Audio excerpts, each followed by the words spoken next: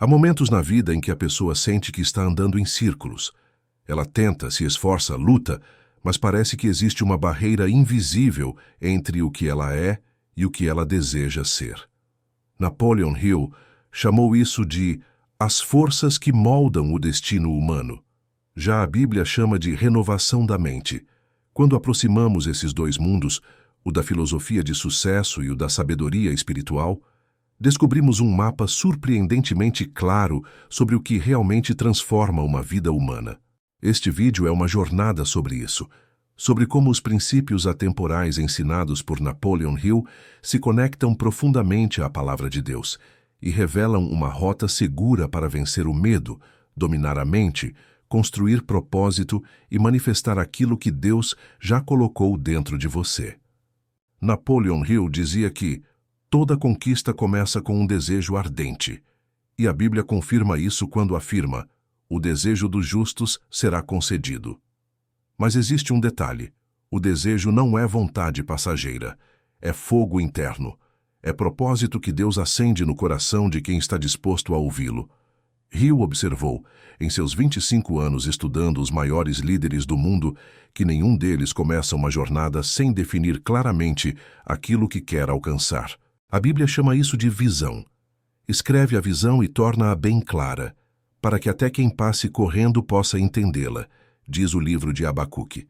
Quando você une essas duas ideias, o desejo ardente de Hill e a visão clara da Bíblia, descobre que não existe sucesso sem direção. Não existe milagre sem movimento. Não existe promessa sem preparação.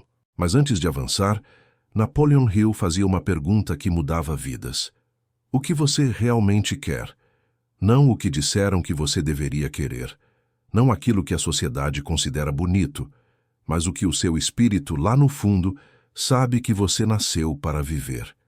A Bíblia descreve isso com outra expressão: os desejos do coração. Porque, ao contrário do que muitos pensam, Deus não quer que você viva pequeno, limitado, encolhido. Ele quer que você produza frutos, quer que você cresça, quer que você manifeste o potencial que Ele colocou em você. Jesus disse: eu vim para que tenham vida, e vida em abundância. E abundância não é apenas riqueza material, é realização, paz, propósito, domínio próprio, alegria, clareza e coragem.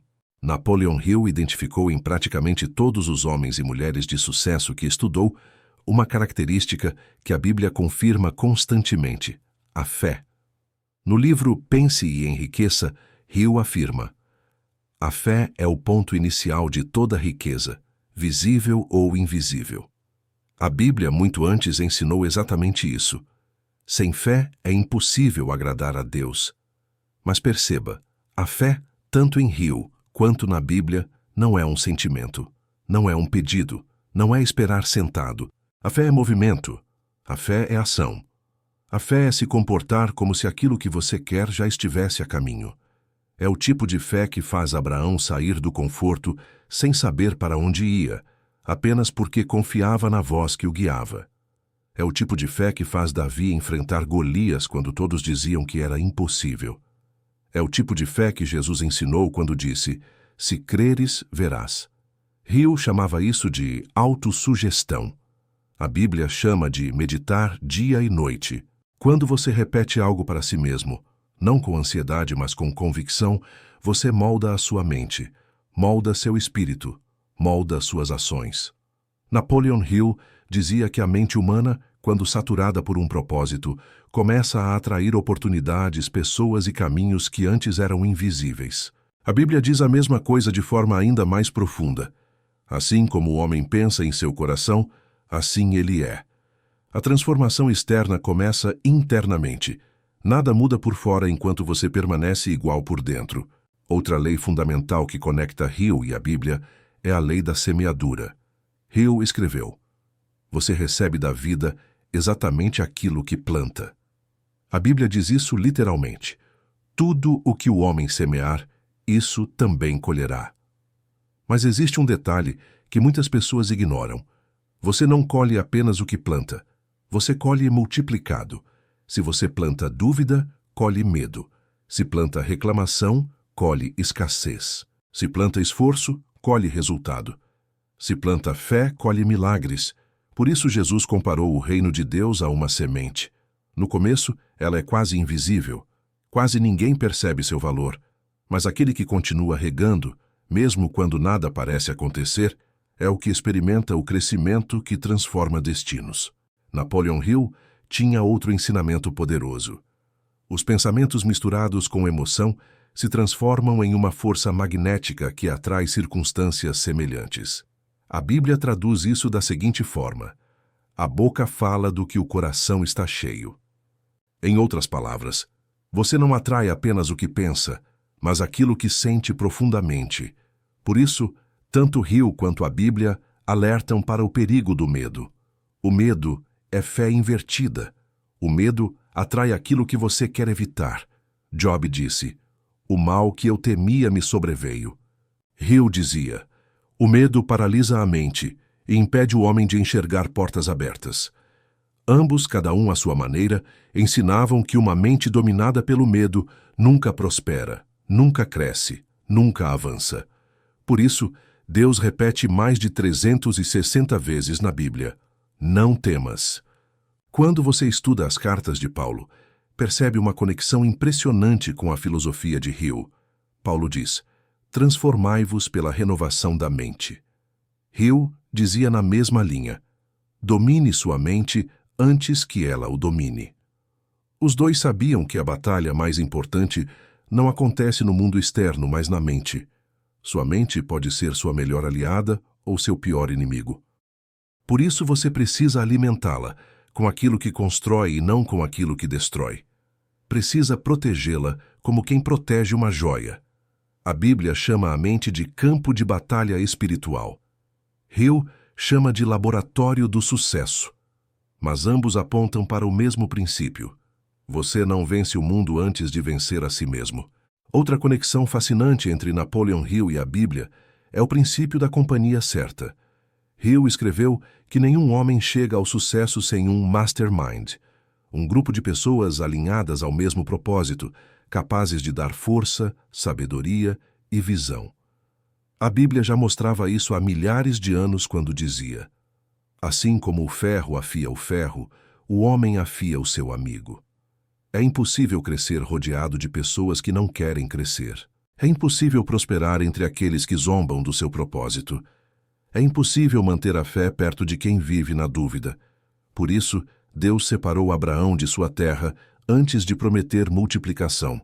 Por isso, Jesus expulsava da sala aqueles que não acreditavam antes de realizar milagres. Por isso Hill dizia: "Evite como peste aqueles que drenam sua energia." O princípio da ação é outra ponte entre Hill e a Bíblia. Napoleon Hill afirmava: "A ação é a verdadeira medida da inteligência." A Bíblia, por sua vez, explica que a fé sem obras é morta. Em outras palavras, Deus te dá visão, mas é você que precisa caminhar. Ele te dá a direção, mas é você que precisa mover os pés. Ele abre portas, mas é você que precisa atravessá-las. Hill identificou que as pessoas que vencem não são as mais inteligentes, nem as mais talentosas. São as que dão passos, mesmo quando não têm todas as respostas. São as que caminham apesar do medo. São as que começam mesmo sem se sentirem prontas. Todo grande milagre na Bíblia começa com movimento humano. Pedro só andou sobre as águas depois que decidiu sair do barco. A mulher do fluxo de sangue só foi curada depois que decidiu tocar em Jesus. O mar só se abriu depois que Moisés deu o primeiro passo. A ação é a semente dos milagres. Napoleon Hill também falava sobre o sexto sentido, aquela intuição interior que guia as pessoas que vivem com propósito. Ele dizia que o sexto sentido é a porta para o templo da sabedoria. A Bíblia chama isso de Espírito Santo. Ambas as linguagens descrevem a mesma realidade. Existe uma inteligência superior que guia, corrige, inspira, direciona e protege.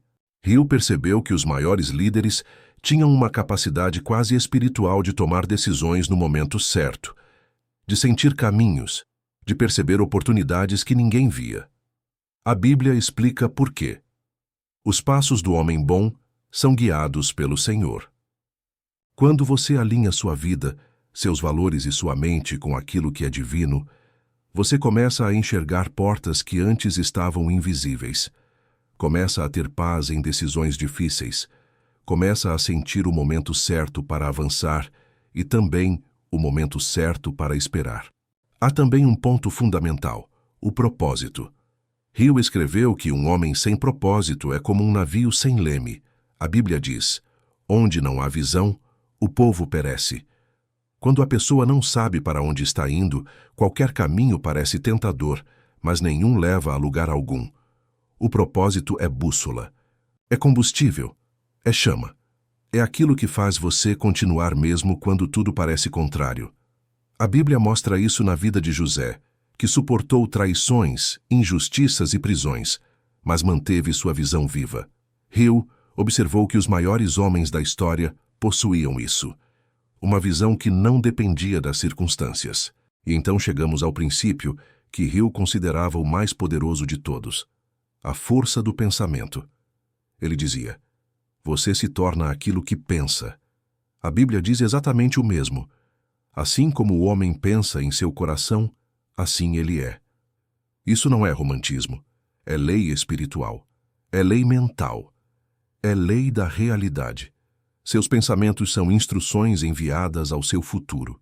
O que você acredita profundamente começa a se desenhar na sua vida, seja para o bem, seja para o mal. Por isso, tanto Hill quanto a Bíblia insistem na necessidade de vigilância mental. Você não pode permitir que qualquer semente seja plantada em sua mente. Não pode alimentar ideias de fracasso e depois esperar vitória. Não pode cultivar pensamentos de escassez e esperar abundância. A vida obedece ao cultivo da mente. E, para encerrar, Napoleon Hill dizia: o homem pode alcançar qualquer coisa que sua mente for capaz de conceber e acreditar. A Bíblia diz: tudo é possível ao que crê.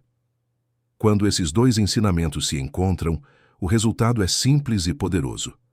Você foi criado para crescer, para prosperar, para realizar, para transformar, para manifestar o propósito que Deus colocou dentro de você. Não importa o que aconteceu no passado. Não importa quem duvidou. Não importa quanto tempo você perdeu. A única pergunta que importa é: o que você vai fazer com aquilo que Deus colocou nas suas mãos agora?